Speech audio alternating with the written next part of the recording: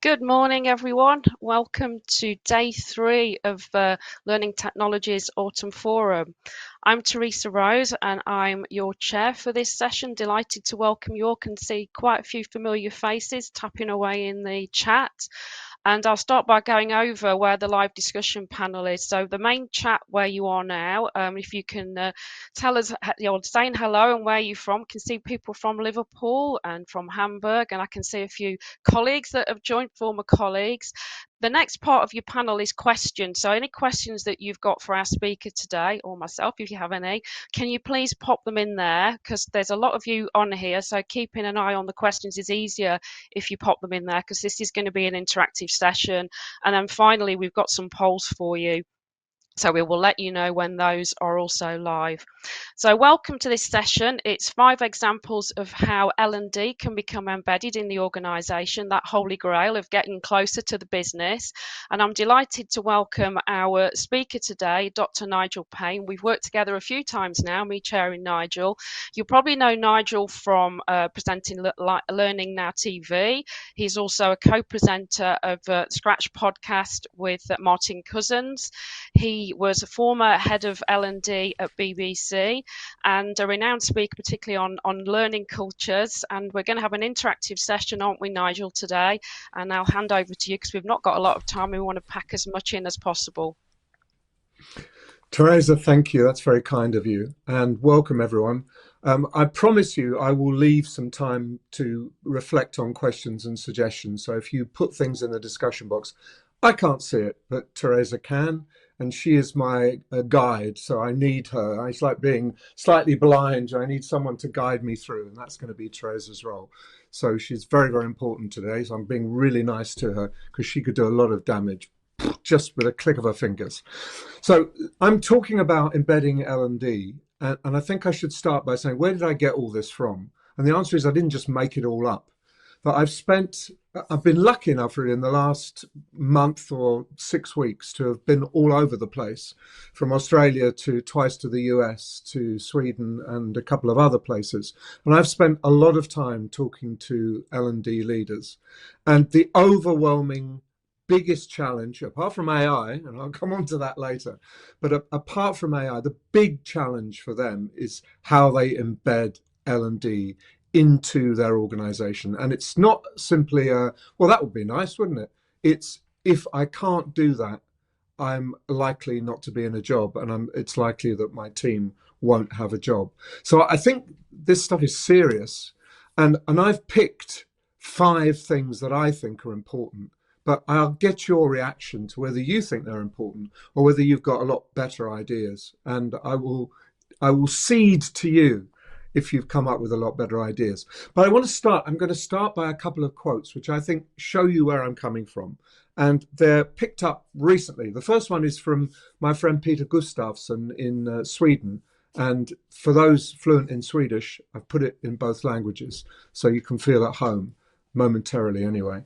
And what Peter says, I think, is profoundly true, that if you want to change an organization, change people's behavior, it's really hard. It's not just we'll give you a couple of mini bites for 20 seconds and job done. It involves a lot of challenges for individuals and for groups. But I think we'd be crazy not to see that the organization has to change. If you want people to change, you have to change the organization. And I think we've come for too long under the illusion that our job is to work with people, someone else's job is to work with the organization. I think that's not true. I think our job is to prepare people and also prepare the organization. So I think Peter's making a really big point. And then my second quote is the exact opposite in a way. This is from Claire Hughes Johnson in a McKinsey author talk. She's written a book on this stuff, and this came out relatively recently. And I think she's right, that if you're going to change your business, if you want to improve, you want to get better, you want to be successful, you want to grow, it's not just about focusing on the business. You've got to focus on people as well. You've got to bring people with them. And I've been very disappointed, I have to say, with working with a lot of startups. And startups have got a terrible habit, some of them at least, of just discarding various waves of staff. Oh, we need to be this kind of organization now. Well, we get rid of all the people who got us this far, and we're bringing a whole bunch of new people. And then, oh no, now we need to grow in this direction or change our product base. We need a whole bunch of new people in order for the organization to grow. I don't think that's true. I think you can scale your people, but it is difficult to scale your people, and you need to change the organization in order to accommodate that. So that's just a preamble thing to start with. But first of all, I'd like to ask your question. So this is my first of 3 poll questions. And the first question is going to be put into the chat. And it is, what do you consider to be your greatest barrier to embedding L&D in the organization? So where do you see that the things that are stopping you being absolutely right at the heart of the business? I'll wait a second, and Teresa will come back to me, and she will read out some of the comments that are being made. So I'll pause for a second. I've just been told to stop jiggling all over the place. So I apologize for jiggling all over the place. And I'm trying really hard to not move one eyebrow. Teresa, what are we getting? Right, Nigel, we've got some stuff coming through. So very relevant, because it's all over the place, has been for a couple of years. Time for upskilling. Yes. Engagement. And Kerry says, I hope I'm saying your name correctly, Kerry, leadership buy-in. And advocacy for learning and development, including senior leadership. So there's a lot coming through on buy-in here. Buy-in and support middle management, more on engagement, time to learn. Buy-ins, people are too busy. So buy-in, stakeholder engagement, time is a theme, and management, buy-in again, lack of time again, ownership. There's a question come through. Is it not the core function of the business? That's a good question. So that seems to be the main theme, showing the ROI, 100% of workload, so no time to learn.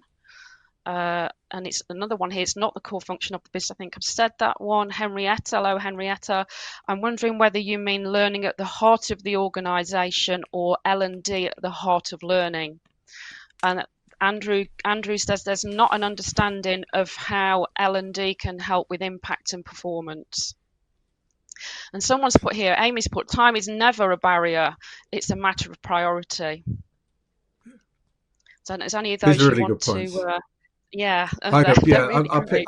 I'll pick up Henrietta's, because the idea that learning only happens when L&D people get involved is a complete load of nonsense, as anyone who's ever been for 3 minutes in an organization will know. So Henrietta's right. I think the danger is not that learning stops, but L&D stops. And certainly 1 or 2 of the people I've talked to are seriously anxious about whether they can prove that they are adding value to the organization. So I'm going to try to answer those questions by carrying on with the presentation. So if we can get to the slides, that would be great. So this is my first slide. This is my first barrier to overcome. And that is something I've been banging on about. And it came through strongly from my research in the last book and the book I'm writing now on organizational learning, that you have to do your field work. And one of the things that worries me is that too many L&D people believe what they're told by those who know very little, i.e., oh, we're failing in sales, give them some training. We're getting a really bad vibes from staff. Oh, they need leadership development to stop all that. Often the supposed panacea of bung a bit of learning at them is the exact opposite direction to go in. And I believe that if you do your field work, you don't believe anything until you've seen it with your own eyes. So buy time to investigate, do your own research, talk to people, listen to what they say.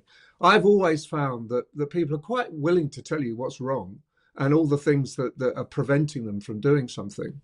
And field work is invaluable. I never do anything now without doing a bit of field work.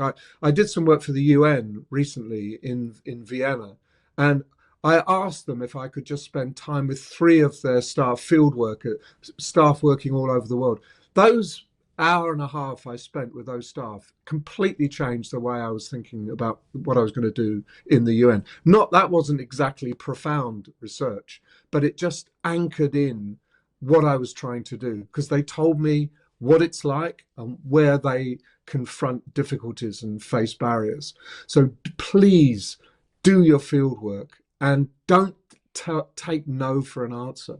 You can find the space to do field work. And if you do field work, you come in as understanding the organization. You're better informed. And when you're better informed, people listen. And you therefore have the power to challenge. You can say, it's not like that. I've actually talked to 5 people in that area, and this is what they're telling me. No one can really countermand that. But if you just take what people tell you, oh, this is the problem, that's what you need to do, you end up running around taking orders, and that is never a good look. And it makes you very dispensable because then you can get a machine to do that or buy in an outside agency to do that. You've got to be on top of the organization, learn the business. And the next one relates to that, and that is see yourself as a practitioner and improve your practice.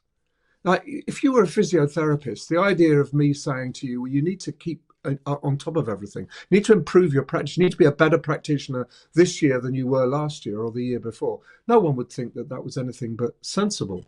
But in some ways, we sort of have outsourced our brains to suppliers. And I think you have a much better conversation with a supplier if you're informed. You know what you want, you've read around the issues, you know what the options and the challenges are. And I also think that some of the most valuable time I've spent is with my peers, just chewing the fat. Just what are your challenges? Oh, how did you do that? Did that work? Oh, well, I'm thinking of doing that. What do you think will go wrong? What should I bear in mind when I do this? So you're continuously improving your practice. And for example, I was talking to Kate Graham yesterday, and Kate is suggesting that if anyone on this call is interested, she will fund a little get together before Christmas, probably in London. And they will pay for the room, no agenda, no selling anything, just to chew the fat. And if 6 people turned up, that would be a result. And I'll facilitate that for Kate. I'm quite happy to do that because I learned a lot just by listening to the reality of life out there rather than maybe a slightly gilded version of it that I get when mediated through organizations. So everyone in the room can find a couple of peers and to share the challenges and have an honest conversation. You often can't do it inside the organization. You need to do it with people you trust outside. But if you are a conscious practitioner doing your field work, that to me that's the number one way you embed yourself in the organization. Because A, you're taken seriously, you know your stuff, and B, you know your organization. And the best way to embed learning is to know an awful lot about the way your organization works and not to worry so much, or certainly not to communicate so much about the way learning works. That's your kind of private business. But far too many L&D people start to talk learning to the business, and the business is not really interested. That's kind of behind the scenes. And I remember when I was new in the BBC and I went to our residential centre in Wood Norton, and I was talking about, the vision for change, and I used the word curriculum, and someone interrupted me and he said, Nigel, curriculum? What's curriculum? We don't use that word here. We're engineers. And it was, that was within my own group. But that was a fair point that I'd misread the group, misunderstood the language that worked with them. And I never used that word again to them. And I never used that word again inside the business because it's a disaster, really, if you start to use a language that doesn't communicate or puts up a barrier between you and them. So practice and feel, but that's my first one. This is the second one. What I'm discovering in this new book I'm writing is the power of connection in organizations. I'm slightly obsessed by this, so you'll be very pleased to hear that you're only going to get a bit of it.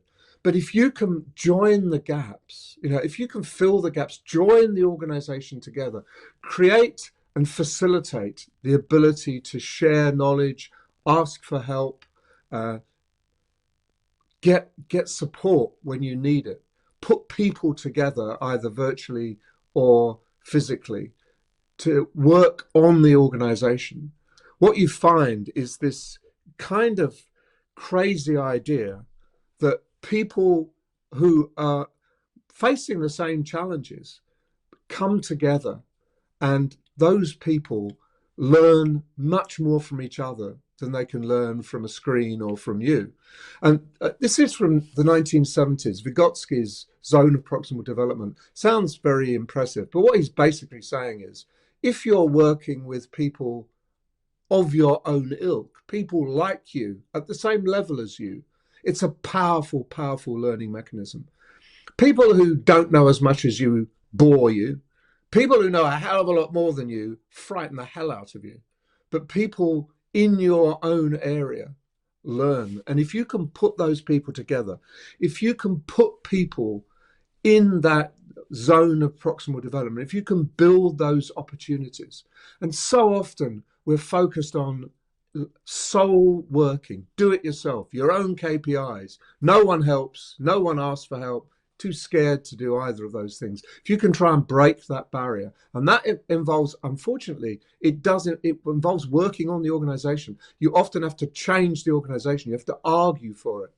But what I've done with many organizations is say, don't try and get the whole organization at once. Find a bit that's sympathetic, get a different way of working, create a trust climate where people can ask for help and see what the impact is. And usually the impact is astonishing in terms of engagement, getting stuff done, working more productively. So in some ways, creating that pause, stopping time, can't do it, meeting, creating that space, you end up doing more with less. And it's very, very powerful. So, that is my second way that you can embed L&D in the organization, is create an environment where it's okay for people to talk to each other, to get together to solve problems. And it was when I was in a Toyota plant, and when the production line stopped, the workers in each section gathered together in a little area that they each had to discuss issues and challenges and work on problems that they all could share and solutions. So they didn't waste a second. And then the production line started again and they went back to work. But it was that trust and that openness with difficulty and problems that they were facing, which was absolutely astonishing. Not what you usually found on production lines, I have to say. And if you can do that, you end up literally like a gyroscope, spinning the learning around the organization. And just like a gyroscope, that spinning the learning round actually creates energy, amazing amounts of energy. And if you can feel that energy, but if you can draw attention to that energy, draw attention to what people are doing for themselves. So where you are creating learning, you're not creating more L&D, you're creating more learning. Then by default, the fact that L&D is not directly involved makes you more important and embeds you better in the organization. It's quite extraordinary. And if you see it happening, it's just amazing. If you can tap into some of that energy and help create that energy, it means you have to do less. And it certainly means that you complement courses with people just learning together, working on issues, asking for help, supporting each other. You really get something special going on in the organization, which you'd have to be the most cynical, weather-beaten, and right at the end of your career kind of manager or executive who can't feel that and see it as being important. And when people see that, they will come back to you and give you more help and give you more support and give you more time because they realize the benefits that are coming through. So Teresa, before I go on to the next one, is there anything that is coming through? Have you got any points or comments that you want to make at this point? Yeah, we've got Joan with us, and Joan said she's really happy to see the source of the model, Nigel. Good. And she's talking about you and Semple initiating that kind of in-house chat at the BBC back in the early 2000s, and how the BBC, with you, of course, were ahead of the game. Yeah, she's right, Joan. Thank you, Joan. And it's true that we had a huge amount of problems. Ewan always have some conversations with Ewan Semple, and Ewan thinks that he was driving it forward, and I was just a bloody nuisance in the way. But what I was actually doing was clearing the space for him, because you would not believe the opposition to allowing people to freely discuss issues and challenges, allowing people to share their expertise without it having to be checked and permission, and you can't post before someone has approved it. And all of that stuff we did, started small, started under the radar, and then eventually, we had 1,200 expert groups, communities of practice operating in the BBC, covering everything. And if you had a problem, you asked that community and they would come back to you. And we also had that ability for people to say, how do you do that? What goes on here? I don't understand that. And there was an organization full of really knowledgeable people who mostly shared their knowledge with nobody, or with just a couple of people, or with the people who in the know. But what this did was it opened the organization out. And I think what the BBC realized very quickly is that you could trust people. People didn't deliberately plant wrong information in order to get the BBC in court. No one did that. And if there was something inaccurate, the organization, people sorted it out very, very quickly. So things that were wrong were picked up immediately. So it was self-policing and self-organizing, and it was empowering. And empowerment is really, really important. Made people feel that they had a place in the organization and that their expertise was respected. And that wasn't necessarily always the case. So yes, I've seen it with my own eyes, and thank goodness for Ewan, who just wouldn't. He was like a dog with a bone. He wouldn't let it go, and in not letting it go, he changed the organisation forever, I think. So we'll move on. Next one. Okay. I think you've got to reframe learning. This is a quote from Etienne Wenger, and Etienne Wenger is the communities of practice guy, and Etienne said that one of his bugbears, one of his annoyances with L&D is they create this simplicity. Everything is easy. Learning is simple. It's a reducto model. When in the current climate, what's really happening is people are confronted by complexity. They're confronted with things they don't know and can't know, and problems they can't answer. And what he says is that if you mutually engage, you get people to recognize the uncertainty and the complexity and work on that together, you start to make big inroads into the organization. And it's really important that you do that. So it's reframing learning. So this is not necessarily easy, but together we can make a stab at it. We can make our best guess effort to deal with those issues and challenges. But this requires a lot of respect for staff, and it requires trust, so that it's not the genius of the top 5 people in the organization. It's recognizing that right the way through, from top to bottom, there are people who know and people who might be able to contribute. And in this instance, diversity is critical. And if you see people who normally don't talk together, normally think they know more, those people learn a lot of respect for the deep knowledge of the organization inside the organization. I think it's really important. And I was reminded of I think it was Ericsson, the guy who set up the advertising agency in the 70s. The Ericsson McCann, was it? The agency, I think, it's probably disappeared under various takeovers. But Ericsson apparently had a little card in his pocket, and before he went into any meeting, he took the card out, read it, and put it back in his pocket. What did that card say? It said, just remember you might be wrong. And I think we should all have cards like that. Just remember you might be wrong. Just remember that view that you're 100% sure is the way forward might not be the way forward. And you can only recognize that you might be wrong by listening really hard to the people speaking and be prepared to have the humility to say, we should try that. You could be right. You could be right. And it's the higher up in the organization, the more difficult it is to say, you could be right. But in the current climate, my goodness me, the uncertainty is just extraordinary.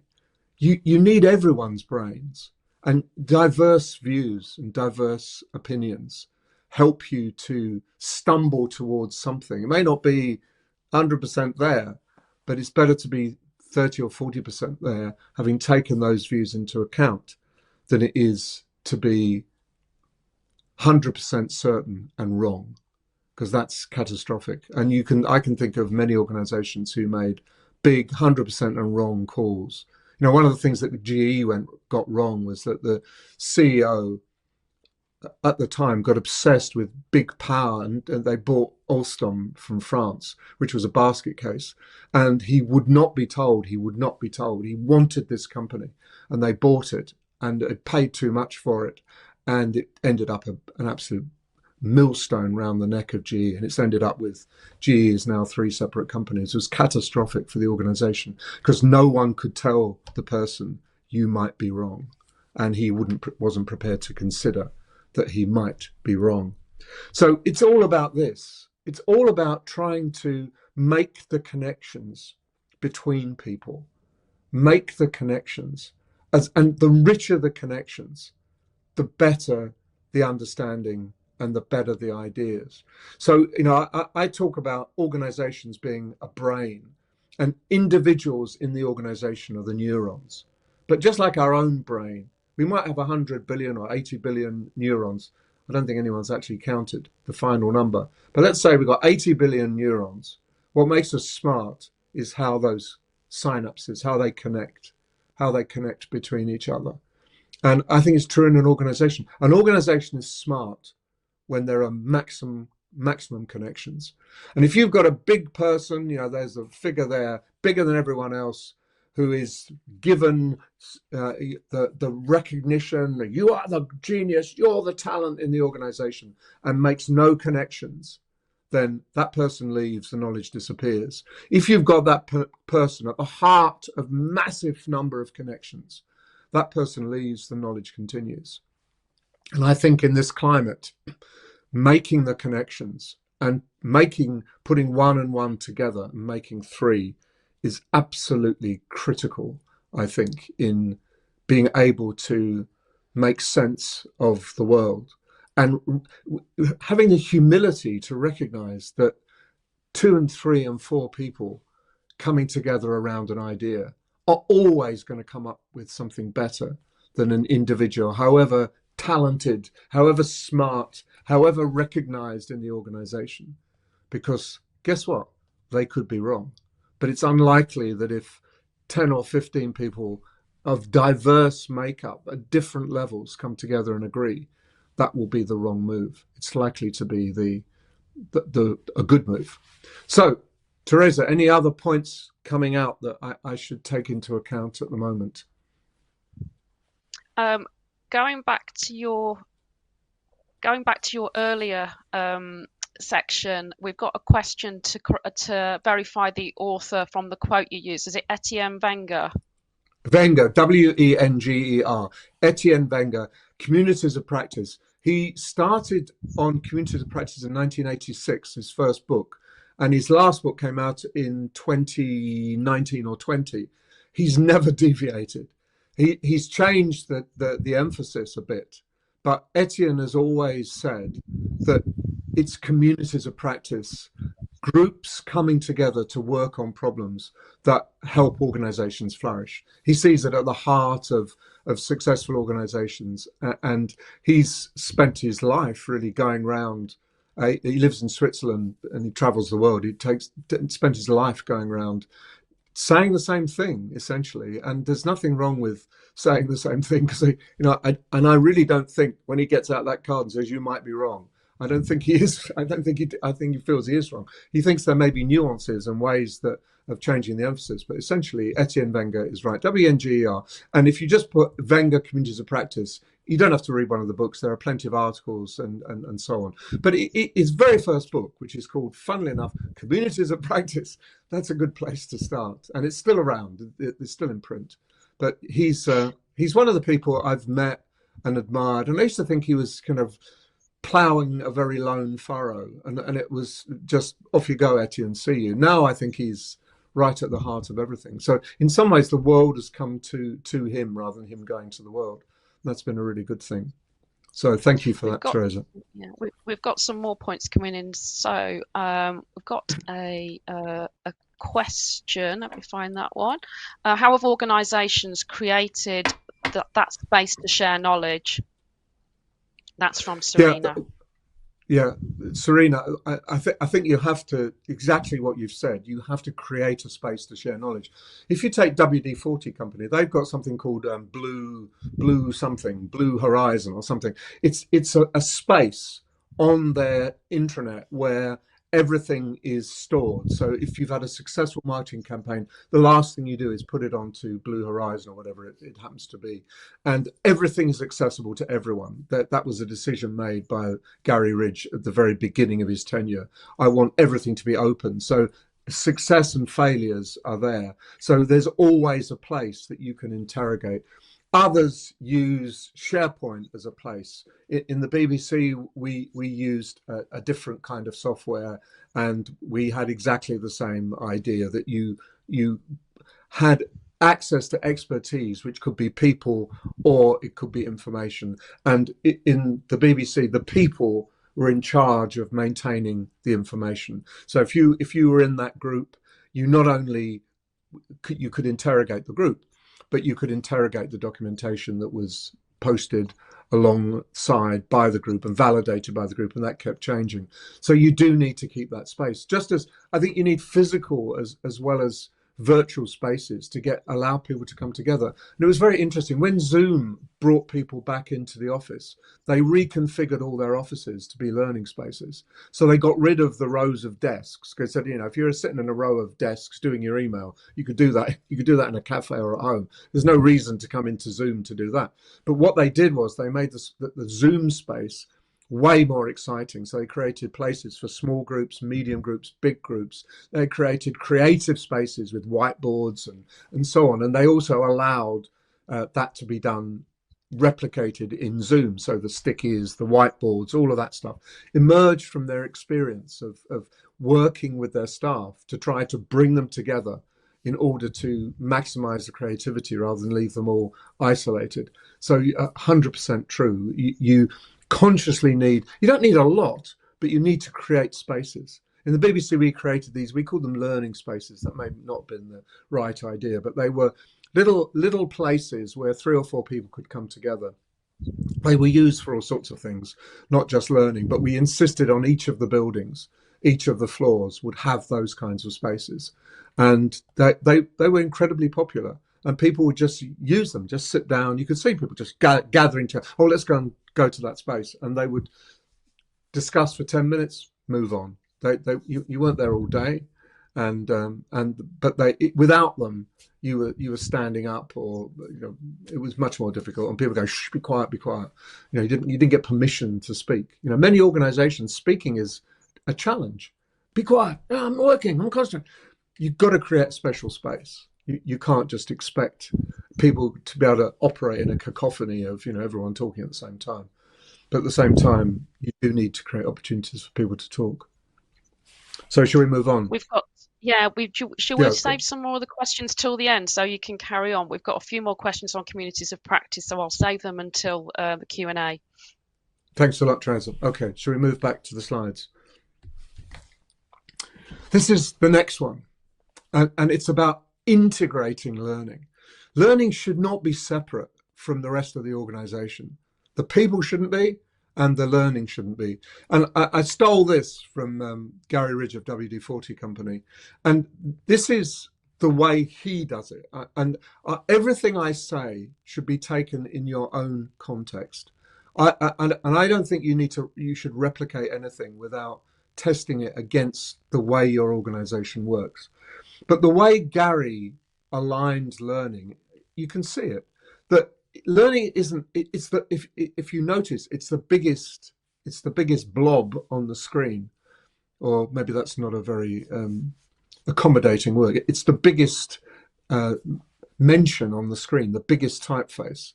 But it only makes sense because learning and teaching embodies the values of the organization. It helps people live the values in the organization. It is designed to create a sense of belonging. There is always that future focus. What do we do tomorrow? What skills will we need tomorrow? What are the campaigns that we're going to run tomorrow? What are the new products we're going to launch tomorrow? So that future focus is always a core part of learning and teaching. And how do we make sure that everyone has the specialist skills they need, especially when those skills are changing? And if you, I'll come on to it at the end, but AI, there's a whole bunch of specialist skills we need. And if L&D is going, well, we've got our own, we're actually full at the moment. You know, we're doing all this compliance stuff. We haven't got time to worry about anything else. You're crazy, because there will always be new specialist skills, and you always need to say, yep, we're on top of that. Yep, we're on top of that. And also, it's about celebrating. For Gary, part of what you did was, you're warriors. You're out there. You win stuff. You lose stuff. You celebrate the wins. You learn from the losses, but it's all part of that learning and teaching environment. So it was very, very important. And it wasn't a kind of separate thing you did. You didn't work and then you did learning. You did work and learning was embedded into learning. And you can see it just from that simple slide that it's all about integration. It's all about integration and making the learning and teaching embody everything else that the organization wanted to achieve and believe, and not keep it separate. And his belief was, if you take it out of that, everything else starts to fall over. You start not living the values. You don't focus on the future. You don't develop the right skills. You don't celebrate successes or learn from failure. So learning was at the heart of it, but not separate. Totally integrated. Totally integrated. And then we come to our very last, and that is,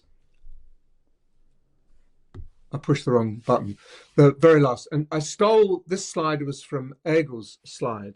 And what Egel did was talk about the levels of AI impact in L&D. So she'd done this research with Don, and she talked about, start with content, skill development, learning, and eventually building up to business strategy. So AI should impact all areas of L&D. My view is I would just literally turn that upside down. I think that AI is the greatest opportunity to embed L&D into the organization. But you don't start with, well, we could develop content faster. Yep, you could. No one cares. We could do this. We can manage the skill development in a different way using AI. Yep, you could. No one cares. What they care about is how AI is going to impact the business. And there is a massive learning job to be done. So what you should be doing is, your front foot is not on what can we do for ourselves. It's how can we help the organization? What does the organization need in order to deal with L&D? To deal with AI. What skills does it need? How can we celebrate good practice? How can we help the organization steer away from bad practice? And the only way you can do that, you can't take on the role of, we'll manage AI in the order. It's our job. Just leave it to us. That would be insane. But you can do it in partnership. And one of the things that worries me, and I've seen it happening, is that suddenly IT grab hold of AI. Oh, this is ours. Oh, security. And as soon as AI is put in the hands of IT and the big S word appears, nothing much is going to happen, and it lost opportunities. So I think it's a massive partnership with L&D. It's a massive partnership with the business as a whole, and you've got a job in helping people feel comfortable.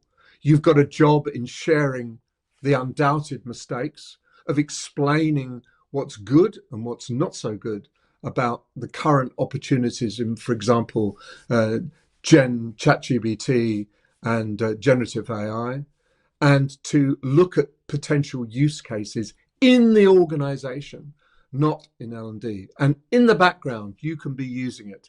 But if you see it as your job is to focus first of all on content, then you can look at skill development, then you can look at the overall strategy, and finally you get to the business. I think it should be the other way around. Start with the business. And they're wise words by Hegel, because they are exactly where you've got to be focusing. It will transform the way you develop content. It can absolutely change skill development, both in the process of skill development, but also the skills that need to be developed. And it should inform at a very high level your learning strategy. But get at the business, start with the business. What are they doing? Where are they going? And put your hand up. We can help. We need to be involved. And if you're not involved, if the business moves ahead with AI implementation and you're not anywhere, I would be extremely nervous about that, extremely nervous about that. So AI is your entry point into a really profound conversation with the nature of work and the nature of the organization, and just grab that with both hands. That's what I think you should do. So I'm going to take some questions in a sec, but I'd like to go on to the second poll question, and this is a real poll. So what I'm going to ask you to do is respond, and the question is, which of the 5 areas I've discussed is the most important for you? So I've listed them. First one is doing field work and developing your practice. The second is focusing on connecting the organization with itself. The third is reframing learning to focus on complexity and unknowing, not simplicity and knowing. The fourth is integrating learning into the business imperatives, absolutely integrating learning to all the other elements of that build the culture, build the operational strength of the organization. And the final one is using AI as your entry point. And if you think they're all a load of rubbish, then you should pick the last one, which is, I don't think any of those is important. So if you can click one of those, if it's too difficult to click one, just pick the one that is most obvious to you. And I recognize that you might not be able to separate them that neatly, but it just gives me an indication to know whether I'm completely missed the point and F gets 90%, or one or more of them stands out. And I think I could make an argument for every single one of those. So how are we doing, Teresa? Have we got anything nearby? Okay. Any results coming through? We have got some results coming through. So by far the leader is 41% integrating learning into the business imperatives, and then after that is 23% doing field work and developing your practice. Third is reframing learning, and fourth is focusing on connecting the organisation, and AI comes in as last. And thankfully, no one thought that all of it was rubbish, so we've got nobody that said none of them.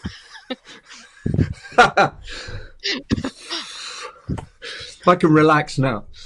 That's good. Yes. And that's very interesting, because I think you're right that the conversation, which is the conversation is not what learning do you want, but what are the drivers in the business? How can we use our skills to meet those objectives, drive those goals, help the organization be successful? I think you're right. I think that really is useful. And that is essentially all about having conversations, going out there, doing your field work to find out how that operates in practice, what you can realistically do, and what you can't do.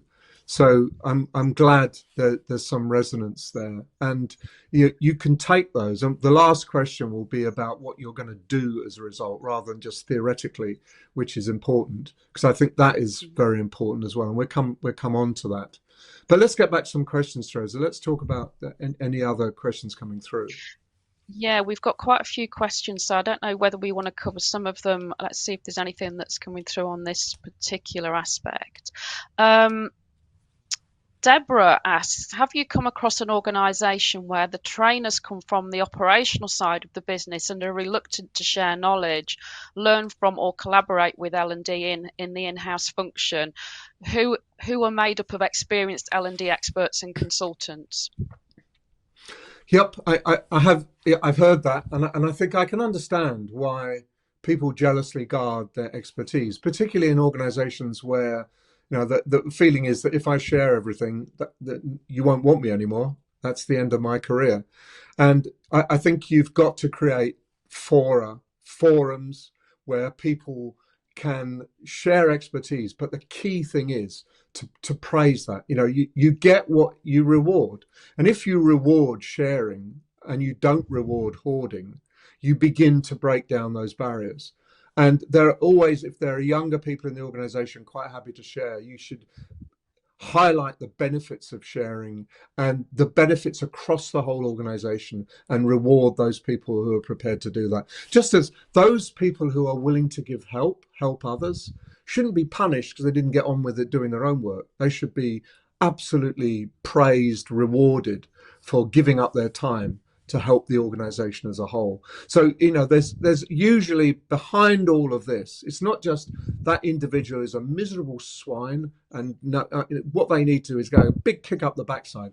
They're miserable swines because they've been created that way by an organization culture that focuses only on individual achievement, couldn't care less about anything else, and is quite happy to kick the legs away from under anyone who seems to be struggling. So you've got to attack the culture, and you do that by rewarding differently and making people realize that by holding and holding on to things, you become the dinosaur in the organization and you become yesterday's person. And that is not a great place to be. So you really got to attack that head on. And if you got to ask people why, ask them why. That why is that the case? Why wouldn't you do that? And they'll tell you why. And the answer is, I don't have time. Why should I share what I know? Those people are going to get on better than me. There's all sorts of really valid reasons why people never help. And there was a survey, a Harvard Business Review survey of 600 people, asking them if they would ever ask for help. And 69% said, under no circumstances would I ask for help. Why would I do that? That's insane. No one's going to ask for help. That shows you don't know what you're doing. And then they asked the second question is, would you offer help? And something like 48% of nearly half the people said, no way. Why should I offer help to someone who's weak? They're failing. They're going to be out of the organization. I've got to keep myself up. I need to mix with success. I've got my own career to worry about. So, that's not toxic individuals. It's toxic cultures that create toxic individuals. And you've got to get at the culture, and people can change. And if you don't believe that people can change, why are you working in L&D? Of course you believe people can change. 100% you believe people can change, but you can't do it on your own. Go back to that very, very first quotation that I showed. You've got to work on the people and the organization to get what you want. And take that, and it can be painful. But what I found, the most helpful thing I've ever found is if you hold a mirror up to the organization, to the senior staff, and say, this is what people believe in your organization. This is the way they behave and why they behave. You often get very shocked results. What? I never knew that. Oh, wow, that's terrible. And if you can do that, the next question will be, well, how do we change it? You've got the answers. So you need to create that fracture in an impermeable, often, surface of terrible behaviors leading to terrible behaviors leading to terrible behaviors. You've got to break into it somewhere. So that's how I would do it. Right, Teresa, next one. Yeah. We've we've got a question from Edwin. I think you've just covered some of that off, but it's a really good challenge from Edwin. All that you have said sounds fundamental to what successful learning and development is all about. Why then is it so difficult for organisations to make this work effectively? Yeah, I suppose, Edwin, that's the number $1 million question. And the answer is, I think, twofold. Partly that L&D has grown up in a particular way with a particular background into a position in the organization where it really shouldn't want to be. So there's, in some ways, you've got to change the perception. In other ways, you've got organizations who put L&D in a box. And, HR is also not unguilty, if that's the word, not unguilty in this respect. That I have I have worked with L&D people, and then HR has just blocked it, just literally. So we've worked on a great strategy, really good ideas, working hard with the organisation. L&D's blocked it, saying no, that's not your call. And I've even been in a position where I was working with an organisation with L&D, and HR brought in their own person to do the same thing. In other words, to say, you're not in charge, we're in charge here. So you've got to confront these things and create some space for yourself. But the best way is to try to get that vision for how L&D should be, and get the organization to buy into that, and then work backwards to that. So don't try, and you can't do it on your own. You need to get some space and someone to say, well, yeah, I'd much rather it was like that. Great. Let's track our way in that direction, and that will require, and the consequence of that is, so it's organizations are funny beasts. As anyone who's ever worked, which is pretty much everyone in this room, if anyone who's ever worked knows that organizations are funny beasts, and they are difficult to change, and they resist change. But if you can get the organization on the move, it's fantastic. It's a wonderful feeling. And you've got this opportunity now, in that many organizations are not happy with the way they're dealing with the current world. They feel they're too slow. They don't quite understand what's going on. They feel they're being left behind, but they're scared to make a move in case that's the wrong move. This is your opportunity to try to reframe and make it different, and begin that integration into the imperatives. And if you just pick things like the values and say, look, we'll do a lot of work together on making the values come alive in this organization. That's a very simple and often a good way to start. And what you get is, you get a value, respect, and everywhere around you people are treated with disrespect. Great way to start. So look, this is the reality. I've done my field work. This is what people feel about the way they're treated, and this is the value. Can we help close the gap between the espoused values and the reality of behavior? So yes, one more, Teresa, and then we do the last poll question. So we're coming towards the end. Okay. In an organisation that loves, I think I've asked that one. Yeah, no. In an organisation that loves the workshop and sees that as learning, what advice would you give to begin to shift and open up thinking of different ways to learn through communities, for example? You've got to try it. I think I'm a great believer in experimentation and not trying to stuff things down people's throats. Now, you don't say, Monday, we're all going to be in communities of practice. So 1,000 people, it's always going to end in tears. Whereas you say, there are 4 people willing to start this, and let's share the benefits. So observe, document, and show the changes that occurred as a result of this. You start really small. I think that's the way to go, because we're all entrenched. We all know what we think works and what we think doesn't work. And the way you change that is not by just saying, you're a bunch of idiots. Of course, that's not the way forward. You say, that's great, but let's try this in a small way. There are all, I've never been with an organization where you can't find people willing to give it a go. And you just need to know those people, know that group, know that department, know that senior manager who's frustrated and wants things to change. There's always people that you need to go with, and they're the people you need to deal with.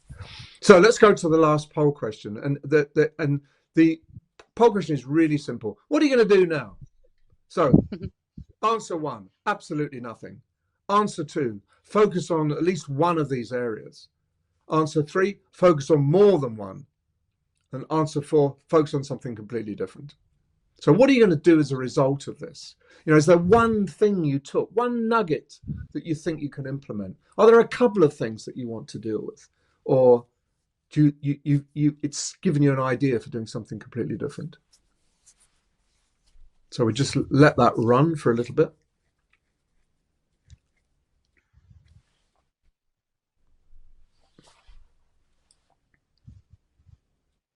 Yeah, it looks like we've got a resounding answer coming through here, Nigel, which is What's nice that? to see. 91% focus on more than, and then 9% Good. focus on one of these areas. Wow. That's great. That's good. And I would hold you to the fire. Just give it a go and discuss it and have a plan and make some time for it because this stuff genuinely works. All of those examples I've given are from real organizations, and all of the narrative behind it comes from my discussions over the last few weeks. But if we can go back to the slides, I just want to show you just to realize what you're up against.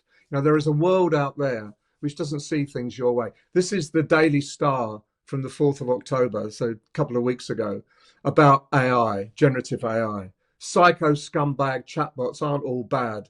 And says big-brained wrong'uns will extend our lifespan to 100 and allow us to work a 3-day week. Asterisk, and the asterisk is if they don't murder us first.